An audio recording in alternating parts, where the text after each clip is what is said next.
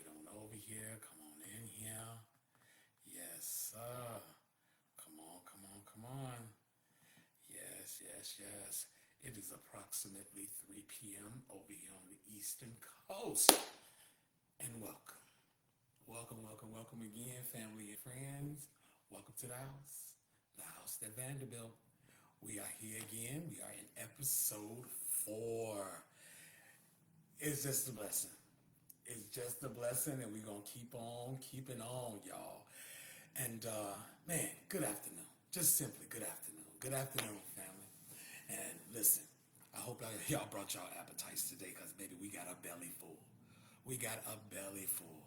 Because today's topic, policing. Policing. Are they serving and protecting? Or are they serving up a can of whoop ass? Hey, that's what we are today, man. We want to know. And we're going to go back. And when I say back, I mean way back. I want to just figure out what's been going on. You know what I'm saying? I mean, we've been battling with a lot of everything in today's time, and especially with what's going on with the current administration. We have been battling with everything. But I had a battle this week. It's kind of funny to know that, my awareness and my desires to present awareness and to grow this particular platform into other platforms, that you would create haters. But they say if you don't have no haters, you ain't doing nothing. And I got my first string of haters this week in my inbox. I had one guy literally cursing me to the death of me. I was a black this, that, and the other. I only got up and came up because of what was given to me. So I'm just saying, let us not be afraid of what is coming to us. I send that out to you as I'm telling myself. Don't be afraid of what's coming at you. Be afraid of what you don't expect. And then don't even be afraid of that because it's unnecessary. You know what I'm saying? But to all of those who don't have any constructive criticism or anything like that, I pray for you. I pray for you. Again, as I said in the very first episode, everybody is welcomed in the house. Everybody. I don't care if you're black, white, Jewish, Protestant, Gentile, gay, straight, MAGA, Black Lives Matter, you know what I'm saying? Antifa, I don't care who you are. But I think that if we start understanding one another and giving each other that push that we need in the right direction, passing off a little bit more information to help one another, we're going to get further. So to those people who decided to bombard my inbox and tell me what type of human being I was, I stand here in my truth and in my light, and I simply say, thank you. Because one thing you did, you watched. Not only did you watch the current episode, you went back to the first episode because one of y'all talked about my dad and my godfather, and I wouldn't have been crap without them. So I thank you. That means you watched. You gave me some points. You gave the episode a little bit more leverage around these here parts. So I want to personally say thank you. Thank you. Now, let us not forget about our great sponsors that we have for the podcast. Right now, we have Dubby Energy Drink, DUBBY.com. Please, go check it out. It's a great energy drink. You know what I'm saying? It's going to give you the boost you need, and it's going to bring you down easy. It's not going to make you crash. You know what I'm saying? And for all of those that love those lovely scents and everything, chuckscandles.com is where you want to go and get that at. And again, use the initials of the House That Vander-Built in order to get you a nice little discount on your first order.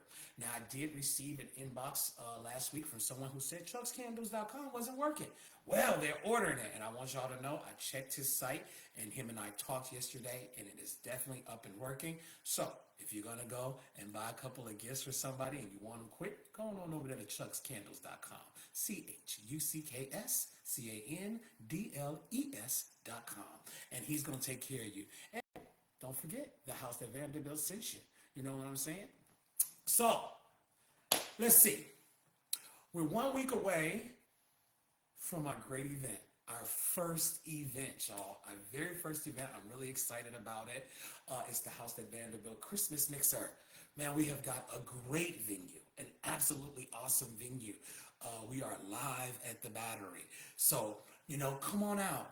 They got the Christmas trees at the ballpark. They got, you can walk inside the ballpark and take all these great pictures and everything for the holiday spirit.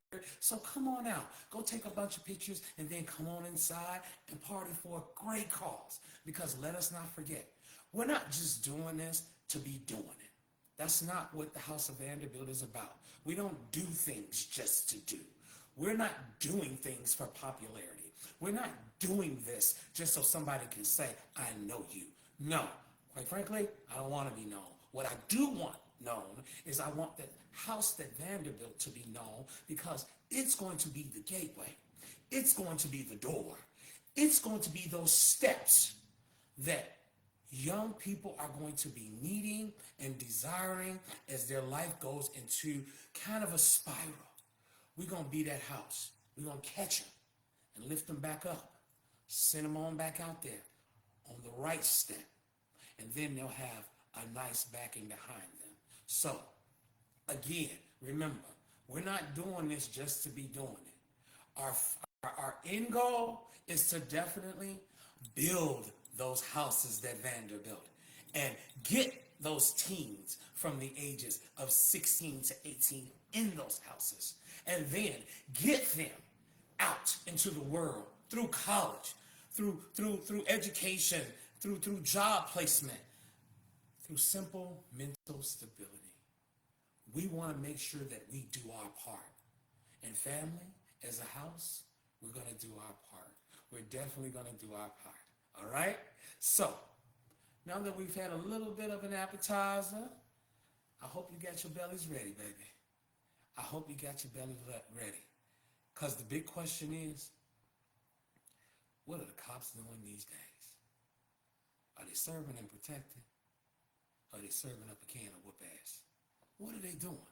I mean, when I was a kid, the most likely thing you would hear was a cop whooping on a drug dealer or something like that. You would hear about that. I actually witnessed it happen with my own cousin where he was dealing on the corner and there was this one particular cop that would come around all the time and put a can of whoop ass on him. But here's the catch. He didn't take him to jail. He just would whoop him and send him on about his way. And never took his drugs. That's the funny part about it. But then, as I got a little bit older, here we start hearing cops fatally harming and killing suspects. That takes you back, don't it? Takes you back, to remembering when your grandma used to tell you about how cops used to treat blacks, browns, and the gays back in the days. Takes you back there, don't it? Kind of makes you think a little bit harder. And that's what I want people to do. I want us to think a little bit harder because the more we think, maybe the better we will communicate with one another. Maybe the better we'll see one another. Maybe we'll understand that, again, we all fight in the same battle. And if we can fight that battle together, we could probably get a hell of a lot further. But police in America right now is at its all-time lowest. It's at its all-time lowest. And on this episode today, I want to take a trip. I want to take a trip just to see how the good old boys in blue have helped keep a noose around certain people's necks. Blacks, browns, and the LGBTQIA plus community, we have always been their targets. We've always been their targets. And I want to see just how much stuff we have taken, and then I want to see just how many of us will feel like enough is enough. Enough is enough. and finally start making some moves to do something about it. You know, we could sit in the corner all day and be the moan crew. We can gossip about things all day alone. We could talk in the back and never bring anything to the forefront all day.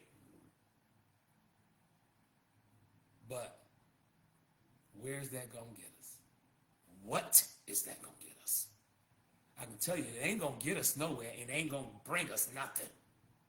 So it's time that we start doing some things.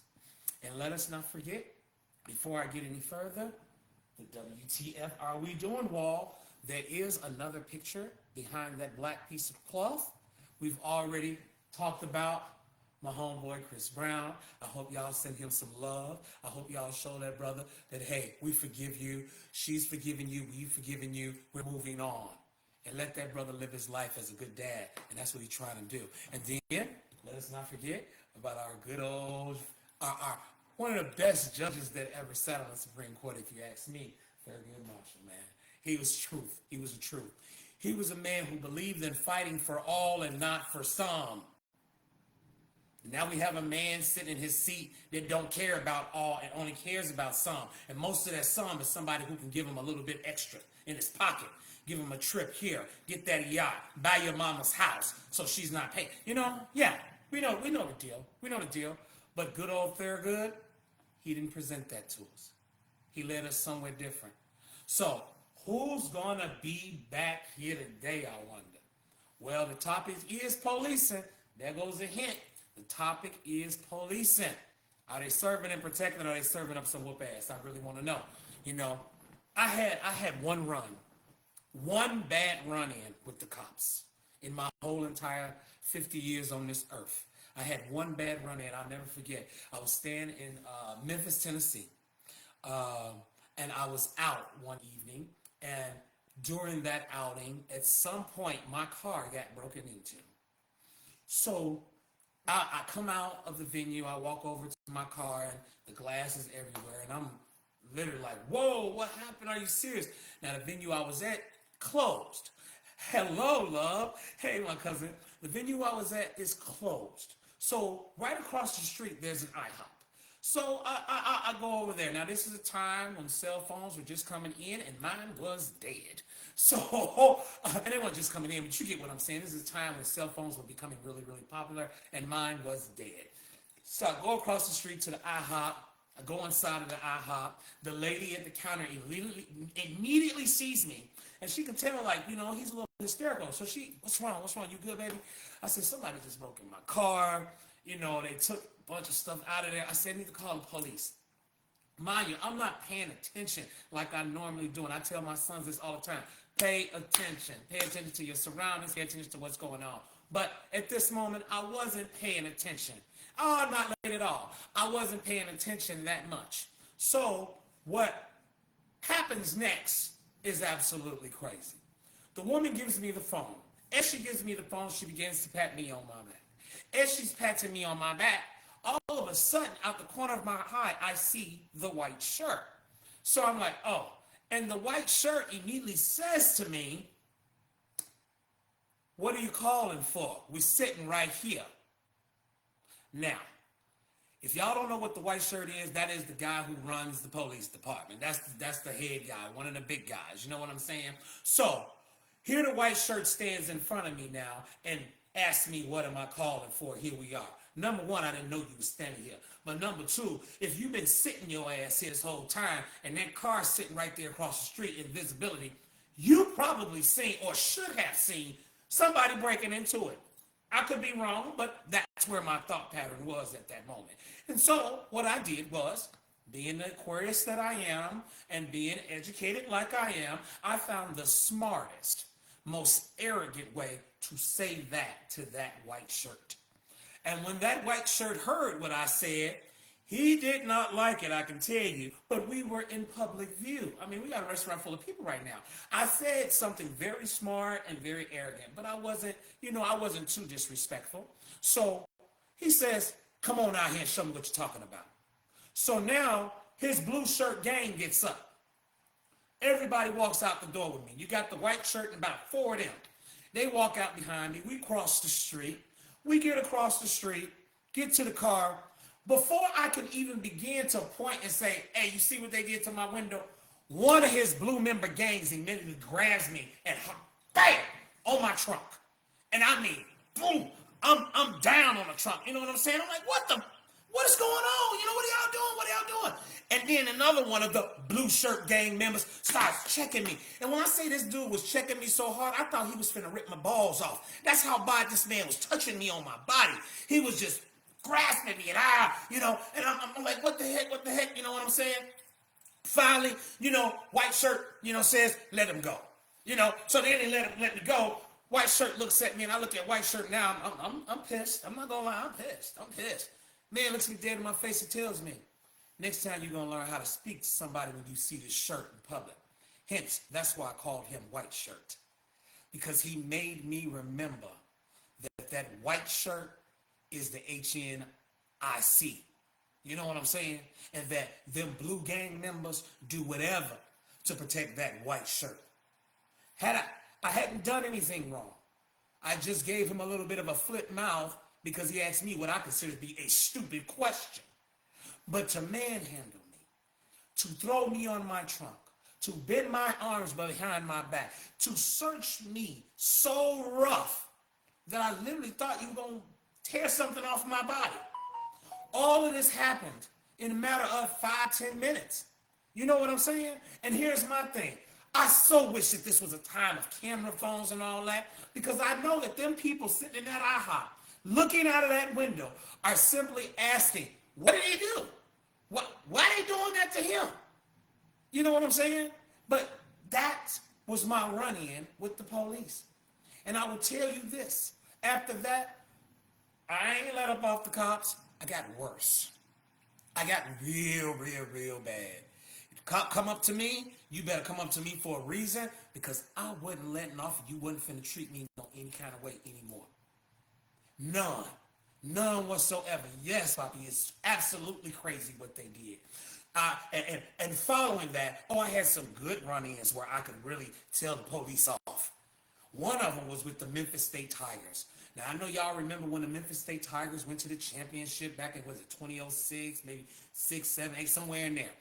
At that time, I was running the largest club on Beale Street. And all of them came. And when I tell you them boys had a good time, they had a very good time. Well, they had such a good time that I think something happened, because when they left the venue, something went down. All I know is that I was inside of the venue and my security guards came to me in a heat like, hey, you need to get to the front door, man. They got them boys on the ground. And I'm like, what they got on the ground? They got them Tigers on the ground, boy. They got a gang. You better go on out there. I'm like, what the heck? So I run. And I mean, we got 28,000 square foot club. I'm running from the backstage all the way to the front door. You know what I'm saying? So I get out there, and then they got Lorenzen Wright, Big Baby, Derrick Rose wasn't on the ground, but they got all of them out there. Lorenzen Wright, and I forget the other tall, light-skinned guy, and Big Baby, they were crying profusely. When I say these boys were shedding real tears, and I felt so bad. So immediately, I look at the police officer and I say, I know y'all losing y'all mind, man. What the hell y'all got going on here? Why do y'all have them on the ground? Well, we got some altercations going on out here. I say, but were they involved in it? Well, we don't know who was involved in it. I said, do you know who you got on the ground right there? Well, we don't, but we don't care. Well, you gonna care today. Oh, you gonna care today, brother. Man, get up. Get your tail up. I told Lorenzen Wright, both of them, Big Baby, get up, get off that ground. Cops looking at me like, who the hell does he think he is? I think I'm Vanderbilt. That's who I think I am. Come holler at me inside of here. Police come up in there, bring the team back in there. I just say, man, listen, these boys are your superstars right now. This is your Memphis basketball team. Your college ain't did nothing in how many years? These guys about to put y'all on the map. And you treating them like this? This is what you do to your people? And then when they finally realized that I wasn't lying and who these people were, they was like, man, they need to get on up out of here. I said, don't worry about that. I got them. Let's get them home, y'all. Security takes care of them, gets them on out the way. And I got a chance of 5 minutes of cussing the cops out and feeling good about it. And I've done that ever since then. Because I believe that when you're doing right, then nothing's wrong. But if you're doing wrong, wrong gonna follow you. And I think I should be the one to tell you. And that's just that on that. So that's my little, piece of the pie with the police in this world. But what are they doing right now? You could track that shit, excuse my French, you could track that stuff all the way back. All the way back. And I love, me, I love doing a good old history lesson. Ain't nothing like a good old history lesson. You know what? So here's my thing. When people ask, why do black, brown, and the LGBTQIA plus community distrust police officers? I say it's in their history. It's in their DNA. Why is it in their DNA? Because they put it there. They put that feeling of distrust inside of us. Wasn't anything we ever desired. From the very, very beginning, they put that feeling inside of us. And so, let's take a small little history lesson. You can go back to the Jim Crow days with the enforcement of segregation.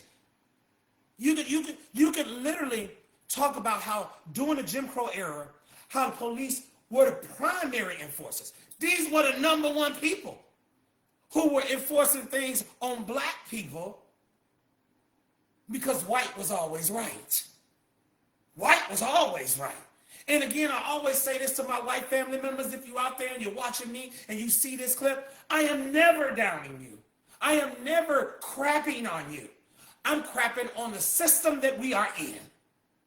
And why we as black, brown, and the LGBTQIA plus community have such a distrust towards certain things when it comes to this system.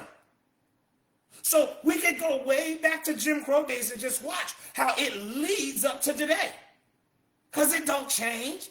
It just got smoother, better hidden. Secrets. We hold it inside. The lack of accountability that the police officers have in these United States of America is crazy. It's absolutely crazy. Police officers were rarely ever held accountable for anything that they did to a black, brown, or a gay person. Ever. Ever, ever, ever. During Stonewall, the way they beat them gay people. During the Martin Luther King times, during the marches and everything, with the water and the hose and downs and all that stuff. There was no accountability. There's never been accountability. They have always found a way to make sure that they have to face nothing for what they do to others. And this is not good. Not good. They've been racially profiling us since the dawn of time. I was talking to somebody last year when I was on the campaign road, and one of the things that they kept saying was, oh man, and police officers are always going to be the same and all this stuff. Stop and frisk had got stopped. It's back. It's back. That is just another way that they've been profiling us from the day one. You can take that back to Jim Crow and bring it all the way to current day. Especially current day. They doing it worse now. But stop and frisking wasn't no joke, man. They paraded black and brown areas in the gay communities and literally would stop and search you and ask you where you're going and all that. Thank God I never had that issue. But it's happening. My son had that happen to him once, and I guarantee you it never happened again. Yet again, I told y'all, once I found my courage with the cops, there was never nothing stopping me.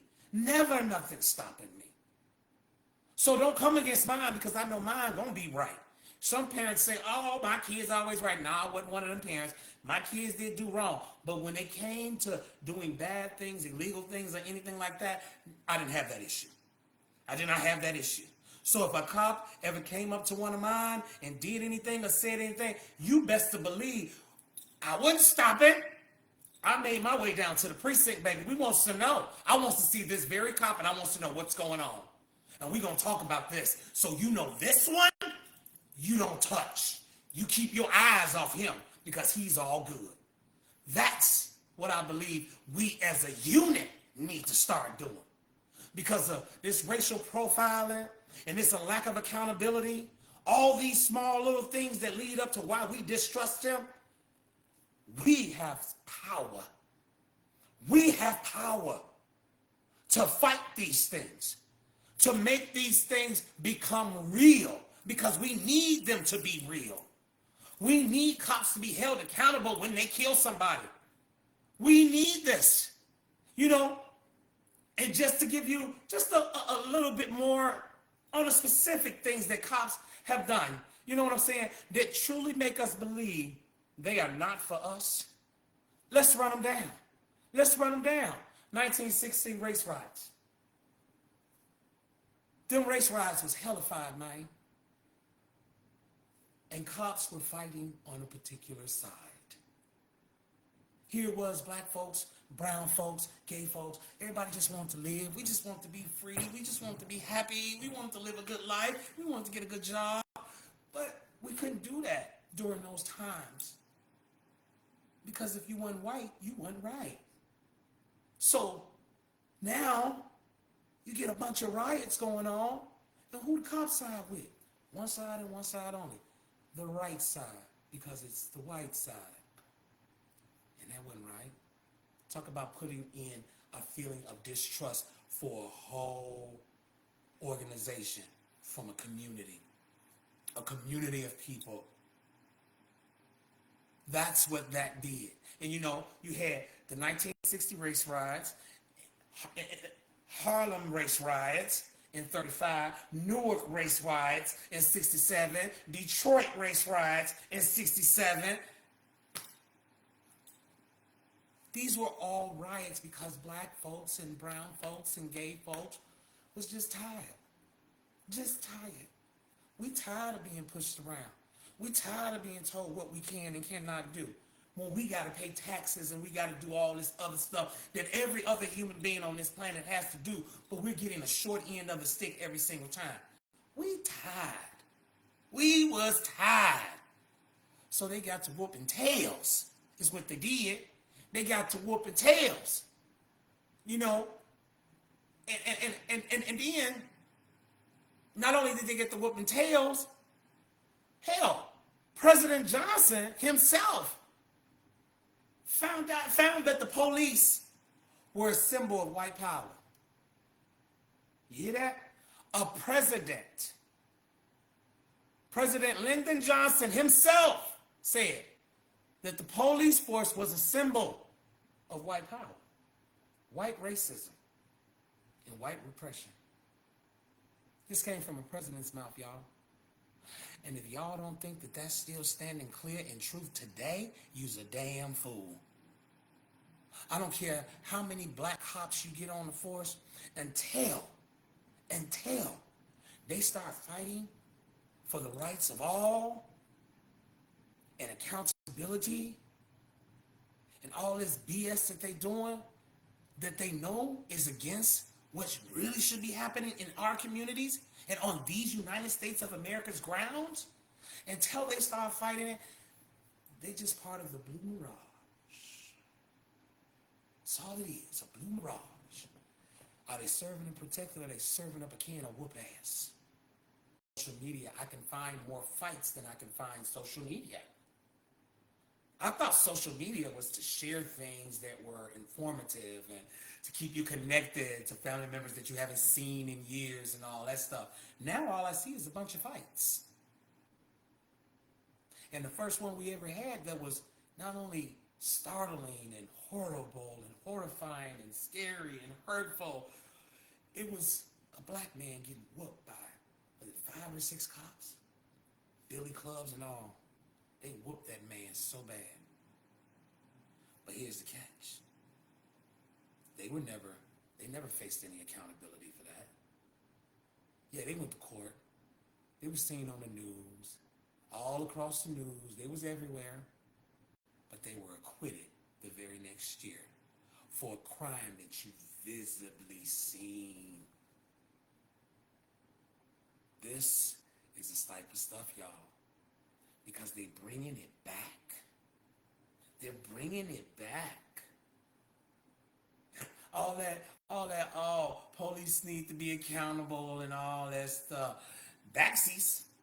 Remember that word I told y'all? Backsies. They bringing it back. Look at the history. Michael Brown in Ferguson in 2014, dead. Dead by the hands of a cop. Sandra Bland in Texas. Sandra grew up in the Henry Horton Projects. Sandra was a great person. Sandra Bland was well known in the community. Why do I know so much about Sandra Bland? Because my brothers and them grew up in the Henry Horton Projects, and I had the opportunity of spending a summer over there one time. And I had the opportunity of actually knowing Sandra's family. So to know that I have Sandra Bland on this list, though they want to call it a hanging, we know that's not true. Allegedly. Gotta put those disclaimers out there. I don't want them coming to get me. But we know the truth. You got Freddie Gray in Baltimore in 2015. You got Breonna Taylor in Louisville in 2020. Then you got the one of all, where we all watched him get choked out and die right in front of us on national TV, George Floyd. These are all by the hands of officers. The only one that has faced any accountability that I know of is the young man who killed George Floyd. But what about all those other ones? And I got one for y'all that's going to kind of drag you in, but I have a personal story from a very close friend of mine who told me his story of his brother that was before the George Floyds and the Breonna Taylors and the Freddie Grays. He happened right around Sandra Bland and Michael Brown. And let us not forget, they let that man walk away from killing that boy Trayvon Martin. These are the things that I'm saying, that we have power, y'all. We are constantly fighting the wrong fight. I keep saying this, and I'm going to say it every single day. We have power in our vote. Because when we vote together, we make moves. And when we converse together and we talk these things out and we move in the direction that we need to move together, not separate, but together. When we make those moves like that, and we do it in a joint fashion, my God, are we a force to be reckoned with? Are we a force to be reckoned with? Are we a force to be reckoned with? Take it back there, cousin. Yes, Emmett Till looked at a white woman and bam, murdered, drugged, hung, beat so bad that when his mama left the casket open, it was unbelievable. This is the life that they think we gonna live. But I'm telling y'all, it's 2025. And we are literally 2 weeks away from 2026. Are we going to continue to allow this to continue to happen? When will this stop? When will we see that as humans, if we fight together, we get somewhere? This fight that we're having for discriminatory ass reasons, unbelievable, absolutely ridiculous. Stop hating folks because they're gay. Stop hating folks because they're black. Stop hating folks because they're Mexican or Indian. There are people that are bad people. Do not get me wrong. Every single category got some badass people in it. Every one of them. But the good always outweighs the bad. And I believe if you install some good and you talk about more good than you talk about bad, eventually you can get the good out of the bad. I'm a strong believer in that. So has the police been reformed? And then I'm going to say reality. Because ain't no type of reforming been happening. So reform versus reality. Did they ever end qualified immunity? That that was put on the table back in, was it 2000? And it's 2025. And we still can't say that if a cop shoots somebody, they shouldn't just be immune to whatever the process is that they need to go through, excuse me. We can't say that. And they're still getting away with stuff like that. But see, we so busy worried about whether God made Adam and Steve or Adam and Eve. We still worried about that. Last time I checked, God made Adam, Eve, and Steve. Hey, call me wrong, but hell, I don't know. But we so worried about that. And then a cop kills your cousin and nobody in the neighborhood's helping you fight about it. Nobody's trying to get to the truth. And this bastard, he's going to have immunity from it because they're, all the time, thank you, all the time. Don't forget the Blue Mirage going to protect theirs. They're going to protect theirs. Who going to protect you? Who going to cry with you? Who going to talk with you? Who going to help you with your counseling? See, this is the problem. This is the problem. Data and transparency. Information and visibility, y'all. I told y'all I'm always going to try to keep it in layman's term. You know what I'm saying? But data and transparency. Information and visibility, y'all.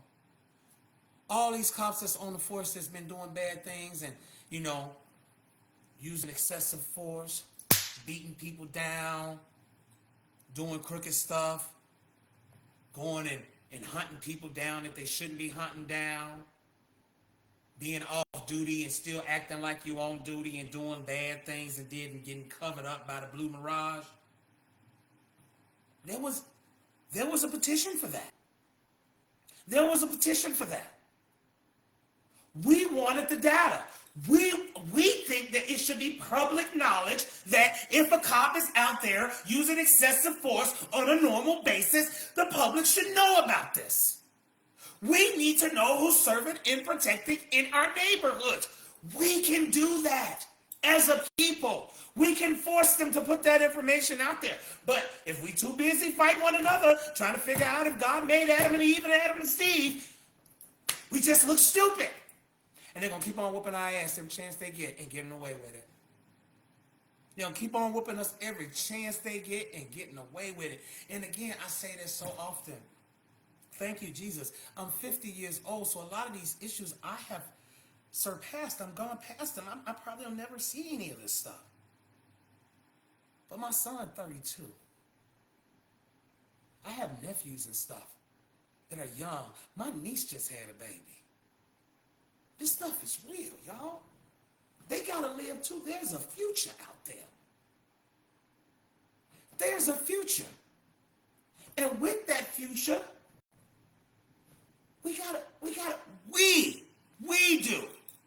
we gotta set some things now so that their future can be brighter. Just like Martin set some things up in the 60s, just like Malcolm told the truth and put it out there, just like he fought for all communities and all races, it's time for us to take a stand as a human, as humanity. It's time for us to take a stand and say, guess what? Enough is enough.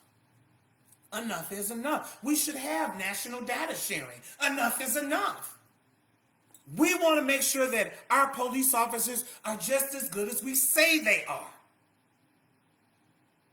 But again, they'll tell you there was a bunch of reforming going on, and I'm giving you the reality.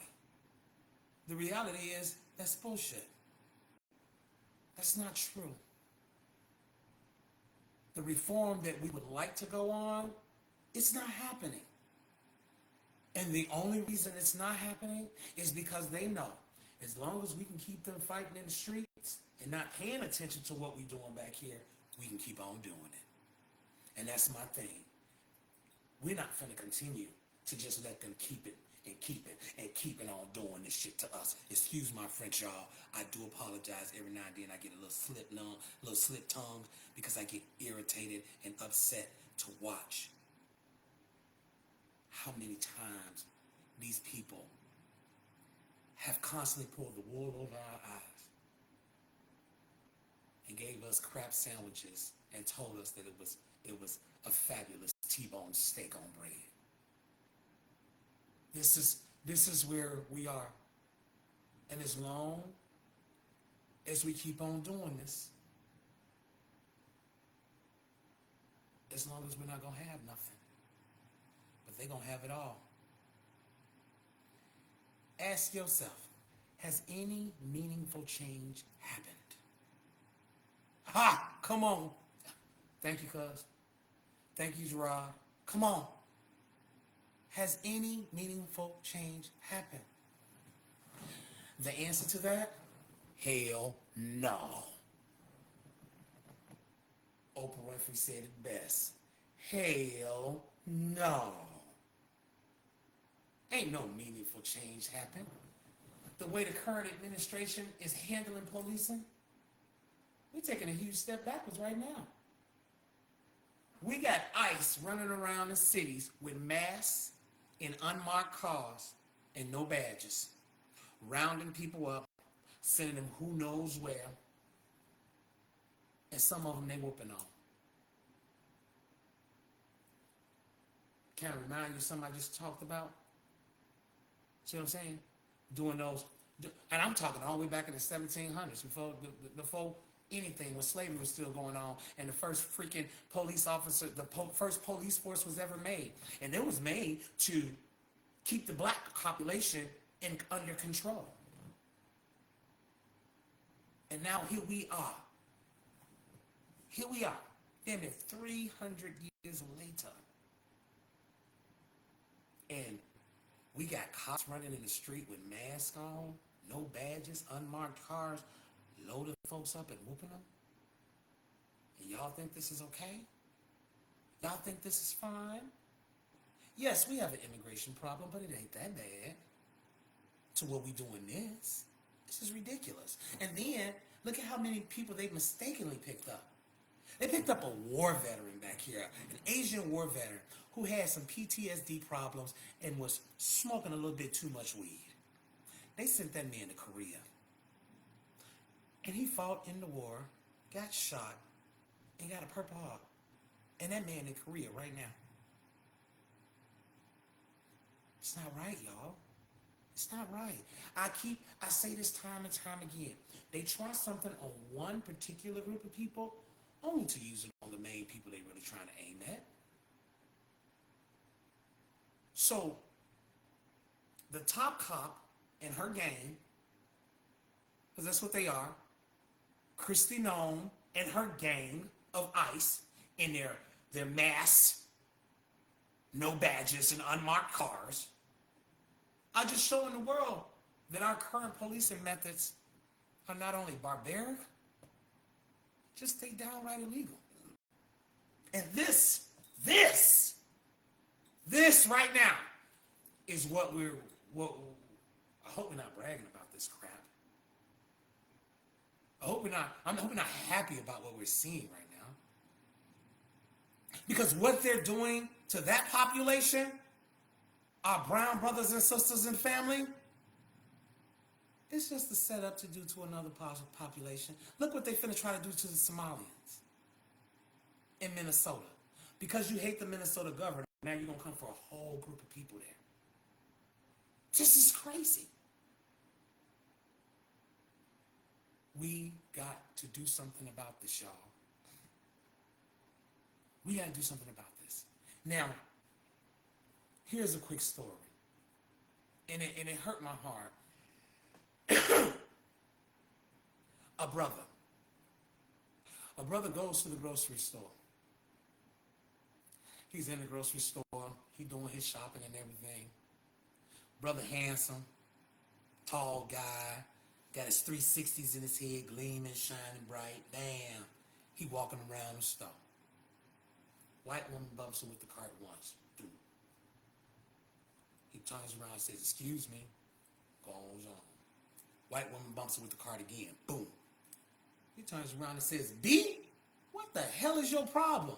Man, you better go on somewhere before you get hurt on around these here parts. I think that's fair. She immediately leaves the store. She runs home. Her husband just so happens to be a police officer. So she runs home and she tells husband, oh, this boy just came. He tried to beat me up, and oh my God, he said he was going to do this, and he said he was going to do that. Top cop over here decides he's going to get his pistol, and he's going to go and search this boy down. So him and wifey jump into the vehicle, and they hunt. They're hunting. You hear what I'm saying? They are hunting. They finally see the brother. Now he's walking into another store. They don't get out and immediately say something to him or ask him what the problem was, or, hey, let's talk about this. My wife said this, that, and the other happened. I would like to know your side of the story. No, they don't do that. They pull their car into an alley and parks. Hides. Being inconspicuous. We gonna sneak up on him. Brother walks out of the store. Husband jumps out of the car. Husband walks up to the brother. My wife tells me that you called her a bitch. Excuse my French, but that's what's happened. Brother says, yeah, I did. She bumped me with that car several times, and I told her exactly how I felt. Officer begins to try to physically harm this brother. Brother ain't going. And mind you, officer is in plain clothes. He is off duty. And brother ain't going. So brother starts molly-whopping the officer, whooping him. Said officer, who might I add, had a few beers before he even came out to do this little sneak and grab and accost a brother. While getting his ass whooped, he knows he's not finna win. He pulls out his gun and he shoots the brother. Kelvin D. White, we pray for your family every day. We love your family. We wish you were here. This officer shot this man in cold blood over a lie his wife told. Now that goes back to what you were saying earlier, cousin. Emmett Till, ring a bell? This happened in the early 2000s. This happened in today's time, where an off-duty cop goes to play Captain Save-A-Ho over falsehoods, finds the person, and the person doesn't back down and literally tells them the truth, and the person ends up dead. That cop never faced justice. Went through trial twice and had a mistrial both times, and was able to flee the country before he ever faced justice. Mother White, and to my lovely, lovely, lovely brother Gerard, the House That Vander-Built stands with you. We love you dearly. And I share that story with y'all to let y'all know. Them times ain't past, they still happening right now today. And at the end of the day, the debate family will be, where are we when it comes to safety versus over-policing? This new way of policing, it sure don't feel safe to me. It don't feel safe. I would love for anybody out there to literally tell me where the safety at with this new way of policing that we got going on. I don't see it. And the way things are happening right now, it's only going to get worse, y'all, if we don't do something together.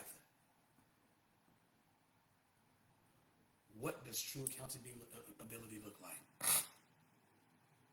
When cops have to face the punishment for the crimes that they commit. That would be true accountability. When police in neighborhoods don't feel like you're guilty of a crime before anything happened. That would be true accountability. When we stop sending guns to an argument and we send some type of counseling help or some mental help, that would be true accountability. These are the things that I think we as a people, we can work on these things together, y'all. We can fight this fight together, y'all. I'm telling y'all, we really can. All we got to do is stop looking through this glass-ass shield that we got up in front of us, making everybody look so different than what they are. We simple human beings. Stop caring about what people are doing in the privacy of their homes and care about what they do that affects your life. Stop caring about whether Guadalupe and them are documented or undocumented, especially if they're working and they're doing things to progress your neighborhood. Start trying to figure out how you can help them get documented if they are not documented. Start getting to know the people that are in and around you and have conversations that help you catapult yourself higher, and stop having them conversations that's down here, that low grade energy. Stop having them conversations with people. That's not getting you anywhere. It's not getting us anywhere. Family, it's time for us to build. And the only way we can build is if we build together. We have our foundation right here in the House That Vander-Built. And I pray that as we move forward, we'll build something great. So now, here is my question. Who's on the WTF Are We Doing wall? We talked about policing. And in respect to policing, I found a brother who is the epitome of what policing should be. He was the epitome of what policing should be. This brother not only took on one of the hardest jobs during a time when everything was really, really, really bad in his state, but he took it, and not only did he take it, he took it and ran it up. He made it so great between community and cops, it was unbelievable. So without further ado, since no one's saying anything, I give you Mr. Willie Williams, baby. Willie Williams became the chief of police in Los Angeles, California in 1992, where he stayed in that role until 1997. Willie Williams came in right after the Rodney King riots. Literally. This brother took over from the previous reigning police chief, who just was not what that community, that state, this world needed at that time. Willie Williams came in, and the first thing he brought with him was his love for people.